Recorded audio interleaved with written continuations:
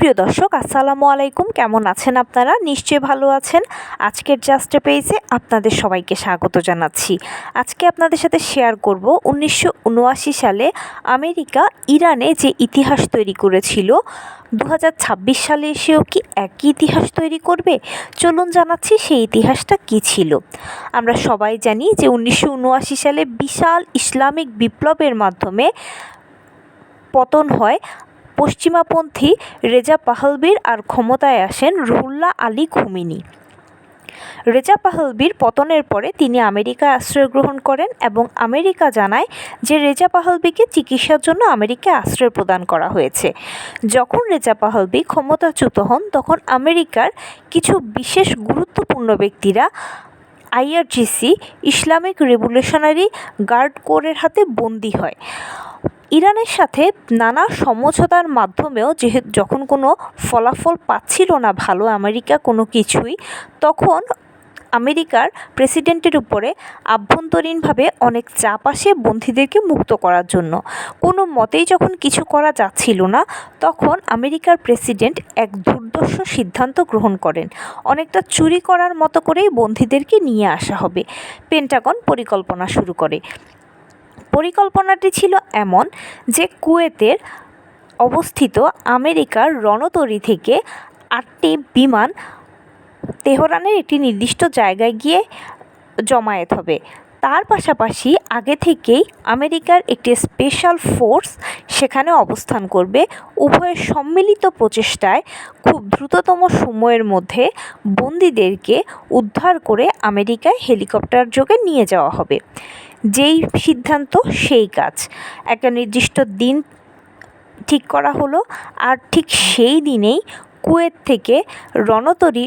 কুয়েতের রণতরী থেকে আমেরিকার 8টি যুদ্ধ বিমান নির্দিষ্ট জায়গায় পৌঁছতে শুরু করলো। কিন্তু বিধি বাম। পেন্টাগনের সব হিসেব প্রথমেই ওলটপালট হয়ে গেল। পেন্টাগনের আবহাওয়া অধিদপ্তর আগেই বলেছিল যে তেহরানের আকাশ থাকবে পরিষ্কার, কিন্তু হঠাৎ করে শুরু হলো ধূলিঝড়। যেহেতু ইরান মরুভূমি অঞ্চল, তাই ধূলিঝড়ের কবলে পড়ে প্লেনগুলো দিশেহারা হয়ে গেল। 2টো প্লেন ক্র্যাশ করলো। বাকি রইল 6টি প্লেন। 6টি প্লেনের দ্বারাই উদ্ধার করা সম্ভব ছিল বন্দীদের, কিন্তু একটি প্লেন ধূলিঝড়ের কবলে পড়ে পাহাড়ের সাথে ধাক্কা খেয়ে পুরোটাই প্রায় বিকল হয়ে গেল। বাকি রইল 5টি প্লেন। 5টি প্লেন দিয়ে কোনো রকমে উদ্ধার করা সম্ভব নয়, আর যদি হয় তাহলেও সেটা অনেক বেশি রিস্ক হয়ে যাবে। তবুও ঝুঁকি নিল পেন্টাগন। অর্ডার করলো প্লেনগুলোকে বন্দীদেরকে উদ্ধার করার জন্য।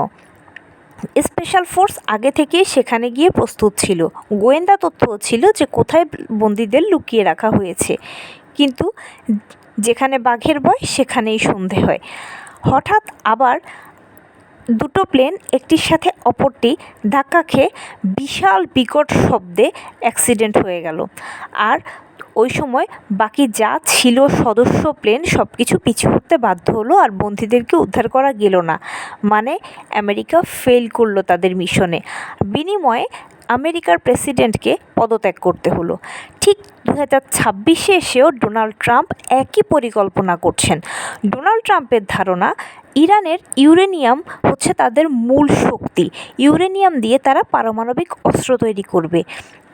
তাই তারা ইরানের ইউরেনিয়াম চুরি করার জন্য একই পরিকল্পনা করছে। কিন্তু 1 বছর আগের হামলাতেই ইরানের বিভিন্ন পারমাণবিক গবেষণা কেন্দ্রগুলো অনেকটাই ধ্বংস হয়ে গেছে। তাই ইরান বুদ্ধি করে তাদের 250 কেজি ইউরেনিয়াম বিশেষ কন্টেইনারে করে বিশেষ জায়গায় সুরক্ষিত রেখেছে। আমেরিকা যদি সেই সুরক্ষিত ইউরেনিয়ামগুলো চুরি করতে যায়, তাহলে নিশ্চয়ই আমেরিকাকে সেখানে অগ্নি পরীক্ষা দিতে হবে। আর তেহরানের বর্তমান যুদ্ধের যে পরিস্থিতি দেখা যাচ্ছে, সব কিছু বিশ্লেষণ করলে দেখা যায় এখানেও আমেরিকার ভরাডুবিই হবে। তো এই ছিল আজকের ভিডিও। ভালো লেগে থাকলে চ্যানেলটিকে সাবস্ক্রাইব করবেন প্লিজ।